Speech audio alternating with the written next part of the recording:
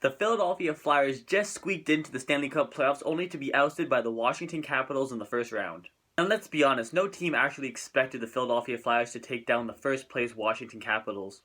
But then again, if the Philadelphia Flyers did beat the Washington Capitals, who wouldn't be happy with a Pittsburgh Penguins Philadelphia Flyers series? But sadly, even though the Flyers put up a bit of a fight, the Washington Capitals beat them in 6 games. The Philadelphia Flyers have the 18th overall pick in this year's NHL entry draft, and undoubtedly there will still be some great players available at that point. Again, it's tough to tell who's going to be available at that point though. But then again, I look at their cap situation and I see that they only have about $7.5 million of cap space going into the summer.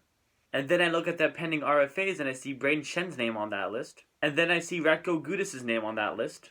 And then I kind of think to myself, is $7.5 million enough to re-sign those guys? And even if the answer to that question is yes, you're probably only going to have about $1 million or maybe even less of cap space available after that. And trust me when I say the Philadelphia Flyers have some bad contracts. The most obvious bad contract on the Philadelphia Flyers, to me at least, is Andrew McDonald's contract, which has him making $5 million for 4 more seasons. Now, if you ask me, I think it's very unlikely that they can trade Andrew McDonald away without retaining some of his salary. Unless they can trade away something with him with a lot of value, like a top 20 pick. Maybe you can trade away Andrew McDonald and his entire contract with the first round pick and actually get something back. Like say maybe to a team like Carolina who needs to reach the minimum salary cap. One trade scenario I can see the Philadelphia Flyers doing with the Carolina Hurricanes is trading away Andrew McDonald and his entire contract, the 18th overall pick and a 4th round pick to the Carolina Hurricanes for prospect Sebastian Aho and a 2nd round pick. Now yes, even though the Philadelphia Flyers are trading away a top 20 pick, they're getting a decent prospect back, and the most important thing is they would be freeing up $5 million in cap space.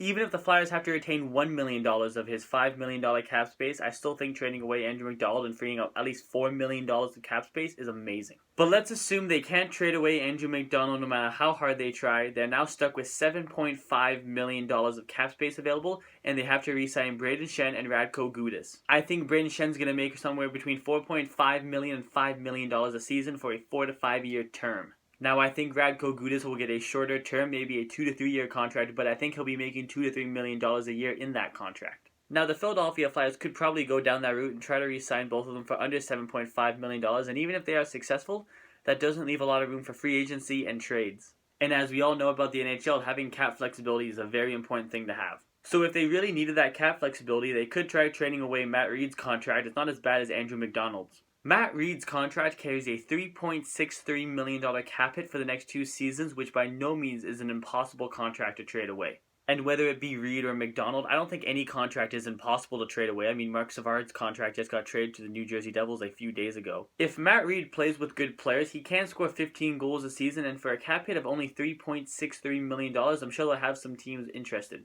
But after they re-sign Brayden Schenn and Radko Gudas, even if they trade away Andrew McDonald or Matt Reed, I still can't see them being very active in the free agent market. Because if the Philadelphia Flyers have an amazing season, which they do have the potential to do, they might be looking for a rental player come trade deadline time. And they're going to want some cap space to try to get the best rental player available. I'm not going to be talking about the possibility of trading Mark Streit because when you factor in his no trade clause and such a bad cap hit, I can't see the Philadelphia Flyers being able to find a buyer for him. And he also only has 1 year left on his contract, so I'm sure the Philadelphia Flyers can put up with his cap hit for just 1 more season. And in my opinion, Steve Mason is a starting goalie, so I don't think that they need to go out looking for a goalie this offseason. So the key to the Philadelphia Flyers offseason plan is trying to dump away as much salary as you can and making sure you don't overpay for Radko Gudas and Brayden Schenn. Hey guys, quick note on this video. It was filmed yesterday, but I'm uploading it today, and today the Carolina Hurricanes just happened to sign Sebastian Aho to a 3 year contract extension, giving me more reason to believe that that trade is never going to happen. So, I've come up with a substitution player. Brock McGinn is another left wing prospect of the Carolina Hurricanes, and I think he would be a good substitution for Sebastian Aho to keep that trade going through. So I just want to let you guys know that I don't think Sebastian Aho is going to be traded anymore, not that I really thought he was going to be traded when I recorded this. It was just an idea that maybe they could try. To be honest, I never really thought Sebastian Aho would get traded. The Carolina Hurricanes seem to be pretty high on this guy, and I think they have good reason to be. He looked amazing for Finland in the World Juniors. So I say replace Sebastian Aho with Brock McGinn, and that trade can still go through. So that's my video on the Philadelphia Flyers. Thank you so much for watching. Please like the video. Please subscribe to the channel. It would mean so much to me. Please like my page on Facebook. It's all about hockey. The link to that is down below as always. And please email me any questions or if you just want to talk hockey to theshanaclan19@gmail.com. And I'll see you guys back here for the next episode.